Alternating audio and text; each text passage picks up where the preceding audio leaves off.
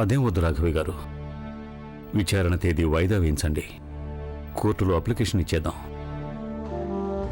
ఇప్పుడు నేనున్న పరిస్థితుల్లో కోర్టుకి అస్సలు రాలేను. తర్వాత మాట్లాడుకుందాం.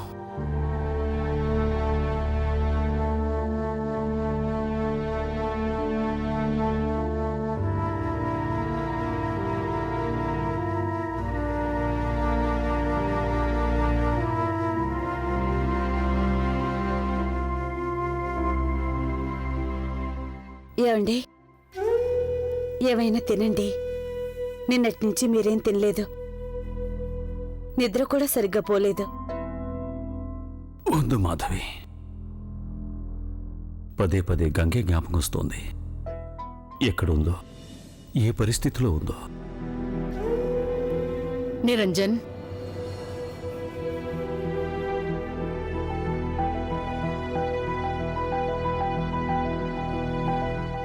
నువ్వు ఆందోళన పడకు నిరంజన్. ఆ సాలిగ్రాముడు అన్నీ చూసుకుంటాడు. ఎన్నాళ్ళని ఇలా ఏమి తినకుండా అలా కూర్చునుంటావు? చూడు, ఎలాంటి వాడివి ఎలా అయిపోయావో చూడు. కోడలా, పద పద, టిఫిన్ తిను, లే పద.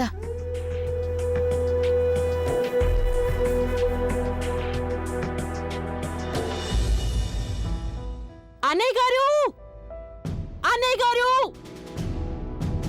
అన్నయ్య గారు, అన్నయ్య గారు, పేపర్లో ఈ వార్త చదివారా? అమ్మగారు, ఈ వార్త చూసారా?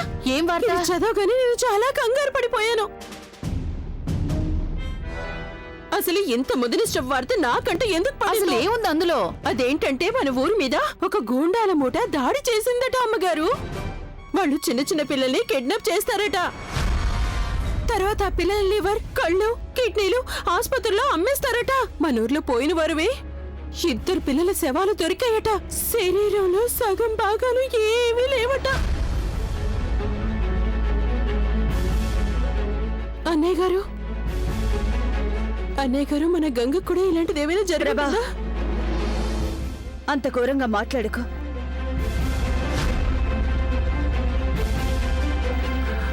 నేను వెంటనే పోలీస్ స్టేషన్కి వెళ్ళాలి. అక్కడేం జరుగుతుందో తెలుసుకోవాలి.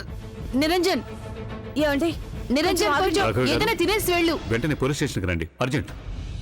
ప్రభావతి, నువ్వు ఉన్నవే. నిన్నటి నుంచి నిరంజన్ తిండి తిప్పలు లేకుండా పడున్నాడు. ఎంతో కష్టపడి టిఫిన్ తినడానికి ఒప్పించాను, కానీ నువ్వొచ్చి ఏదేదో వాగావు. కొంచెమైనా బుర్రుండాలిగా. ఇక్కడికొచ్చి మా బుర్ర ఎందుకు తింటావు నువ్వు? ఏమైనా తెలిసిన వెంటనే నాకు ఫోన్ చేయండి. బావమరిది గారు, బావమరిది గారు, బావమరిది గారు. ఏమైంది? ఏమైంది అల్లుడు గారు? అత్తయ్య గారు, గంగ ఎక్కడుందో తెలిసిపోయింది. అంటే అంటే నేను చూశాను తనని.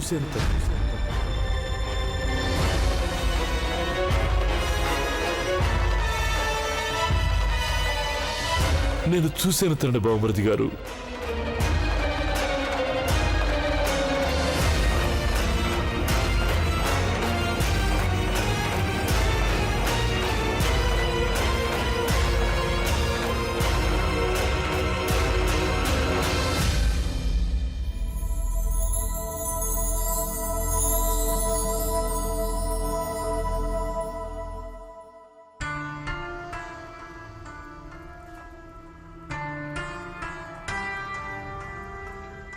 ఇదిగో డబ్బు తీసుకో. ఎంత డబ్బా సునైనా గారు? మొత్తం 20,000. నిదానంగా లెక్క పెట్టుకో. ఆ పిల్ల గంగని ఎత్తుకెళ్ళమని పని అప్పచెప్పిన వాడే పిల్ల తిరిగి కావాలంటున్నాడు. ఏంటి ఏం మాట్లాడుతున్నావు? నీకేమైనా మతిపోయిందా? వాడికి తెలీదా? ఎవరైనా అమ్మాయి ఒకసారి వృత్తిలో అడుగు పెడితే తిరిగి రావడం ఉండదని. ఆ మాట వాడికి చెప్పు. రేపు పోలీసులు వెంటబెట్టుకుని వాడి ఇక్కడికే వచ్చేస్తాడేమో. అలాంటి తెలివి తక్కువ పని చేస్తే ముందు వాడే లోపలికి పోతాడు. నాకు తెలిసినంత వరకు వాడికంత ధైర్యం ఉండుండదు.